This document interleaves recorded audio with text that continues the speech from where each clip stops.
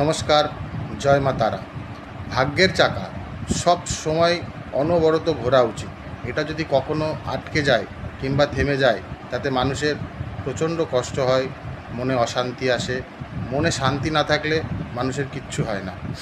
একটা সামান্য বিষয়, একটা সামান্য ক্রিয়া যেটা আপনাকে করতে হবে, সবথেকে বড় বিষয় আপনার মনটাকে শান্ত রাখতে হবে।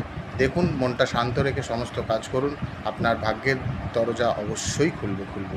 কি করতে হবে? আপনি যখন স্নান করতে যাবেন, স্নান করার পরেই কিন্তু এটা করতে হবে। স্নান করে উঠে ফার্স্ট আপনাকে আপনার কপালে এখানে হাতটা রাখতে হবে, রেখে 505 এইভাবে বলবেন 9 বার। আর একটা জিনিস করবেন, মাথার ওপর এইভাবে হাতটা রাখবেন, এইভাবে হাত রেখে বলবেন 204 9 বার। এটা করতে সামান্য কতটুকু টাইম লাগবে, মাত্র 2 মিনিট ম্যাক্সিমাম টাইম লাগবে। এটা করে দেখুন আপনার ভাগ্যের কেমন ম্যাজিকের মতো পরিবর্তন হবে। হতেই হবে পরিবর্তন। আশা রাখুন, এইভাবে কাজ করতে থাকুন, অবশ্যই আপনার জীবনের পরিবর্তন আসবেই আসবে। নমস্কার, জয় মা তারা।